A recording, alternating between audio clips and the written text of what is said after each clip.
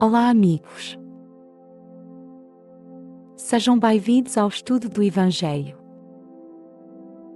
Vamos conectar-nos com a espiritualidade, com Deus, o nosso Criador, e com o Mestre Jesus, que é o nosso irmão mais velho, num momento de muita paz, harmonia e muito amor fraterno. Não se esqueça de se inscrever neste canal, de dar um gostei e de partilhar este vídeo. Se quiser, também pode deixar os seus comentários em baixo. Vamos então dar início ao nosso trabalho, convidando todos a ligarem-se em pensamento com a espiritualidade, pensando em Jesus ou em Deus. Vamos então fazer a prece de abertura.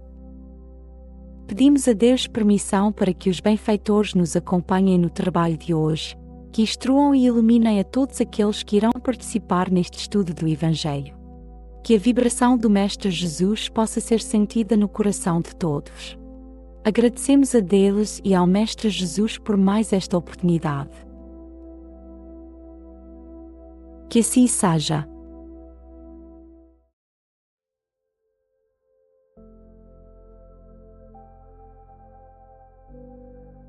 Vamos então fazer a leitura de um trecho do Evangelho segundo o Espiritismo. Escolhemos o capítulo 1. Não vim destruir a lei. As 3 revelações: Moisés, o Cristo, o Espiritismo. O Cristo.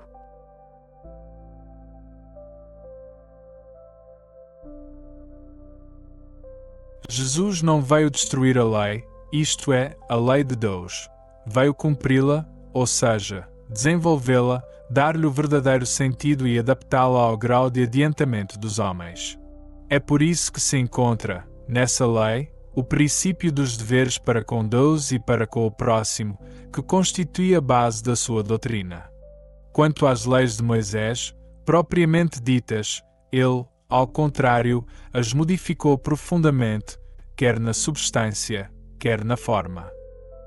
Combatendo constantemente o abuso das práticas exteriores e as falsas interpretações, não podia fazê-las passar por uma reforma mais radical do que as reduzindo a esta única prescrição: amar a Deus acima de todas as coisas e ao próximo como a si mesmo, e acrescentando: aí estão toda a lei e os profetas. Por estas palavras, o céu e a terra não passarão sem que tudo esteja cumprido até o último iota. Jesus quis dizer que era necessário que a lei de Deus fosse cumprida, isto é, praticada na terra inteira, em toda a sua pureza, com todos os seus desdobramentos e consequências. Realmente, de que serviria haver estabelecido aquela lei, se ela devesse constituir privilégio de alguns homens ou mesmo de um só povo? Sendo todos os homens filhos de Deus, todos, sem distinção, são objeto da mesma solicitude. Mas o papel de Jesus não foi o de um simples legislador moralista, sem outra autoridade que a sua palavra. Ele veio dar cumprimento às profecias que haviam anunciado o seu advento. A sua autoridade decorria da natureza excepcional do seu espírito e da sua missão divina. Veio ensinar aos homens que a verdadeira vida não é a que transcorre na terra, e sim no reino dos céus. Veio ensinar-lhes o caminho que conduz a esse reino, os meios de eles se reconciliarem com Deus e de pressentirem esses meios na marcha das coisas por vir, para a realização dos destinos humanos.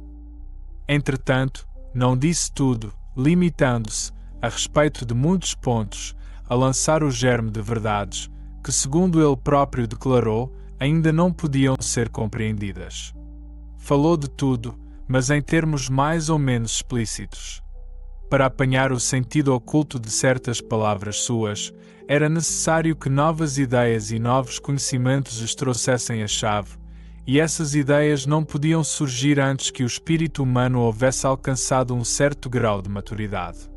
A ciência tinha de contribuir poderosamente para a eclosão e o desenvolvimento de tais ideias. Era preciso, pois, dar tempo à ciência para progredir.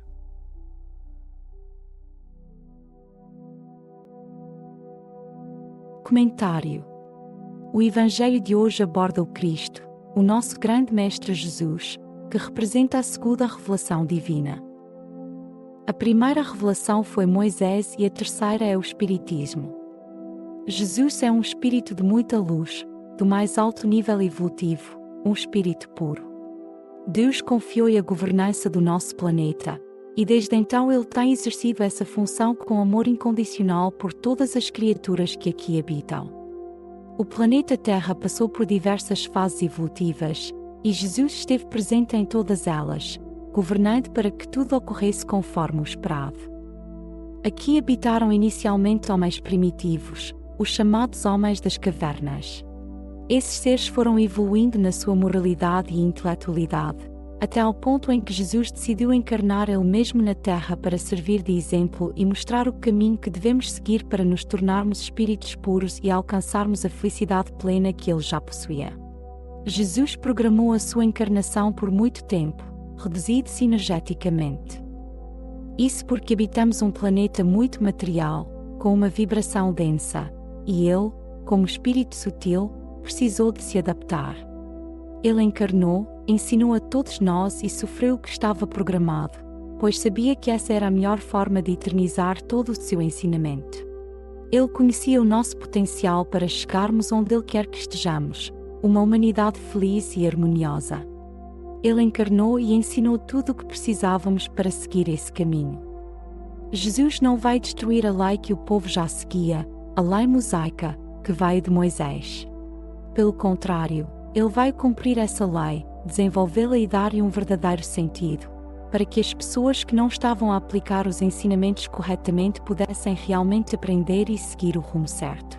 É importante compreender que a lei mosaica possui duas partes: os 10 mandamentos, leis eternas e imutáveis, outras leis criadas por Moisés. Estas foram instituídas para controlar o povo daquela época, que era muito primitivo e precisava de regras para manter a harmonia social. Muitas dessas regras, no entanto, eram desajustadas com a moral de Cristo e com a vontade de Deus. Com muita sabedoria, Jesus ensinou-nos os 2 maiores mandamentos: amar a Deus sobre todas as coisas e o próximo como a si mesmo.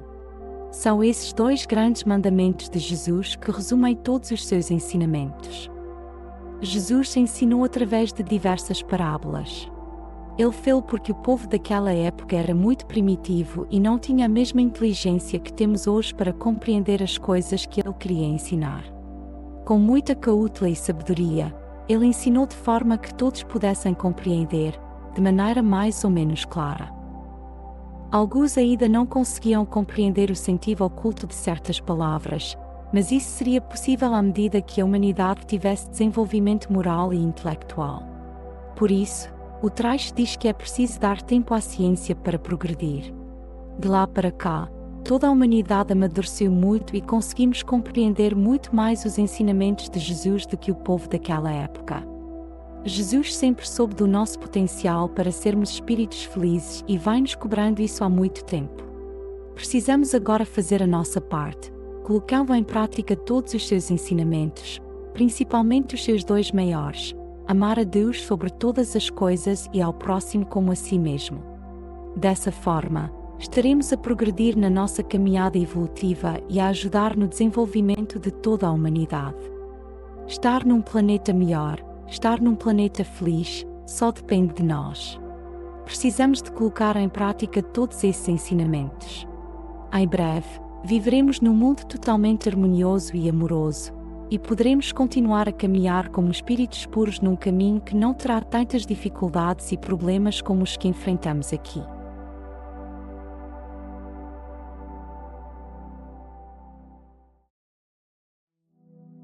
Prece final. Finalizando o nosso trabalho de hoje, vamos agradecer a todos aqueles que participaram neste Evangelho, particularmente aos benfeitores espirituais que nos assistiram e instruíram.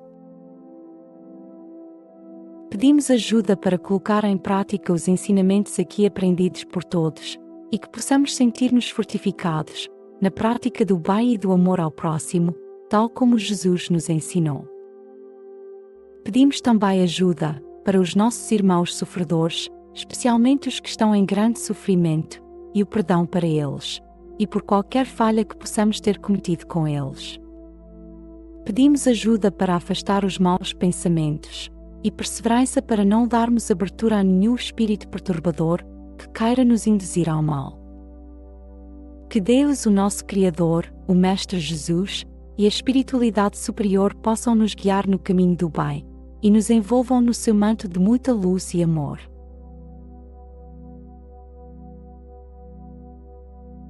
Terminado o estudo do Evangelho de hoje, agradecemos por ter assistido a este conteúdo. Não se esqueça de partilhar e dar um gostei a este vídeo. A maior caridade que podemos fazer pela doutrina espírita é a sua divulgação. Assim, daremos a oportunidade para os outros conhecerem também a doutrina espírita.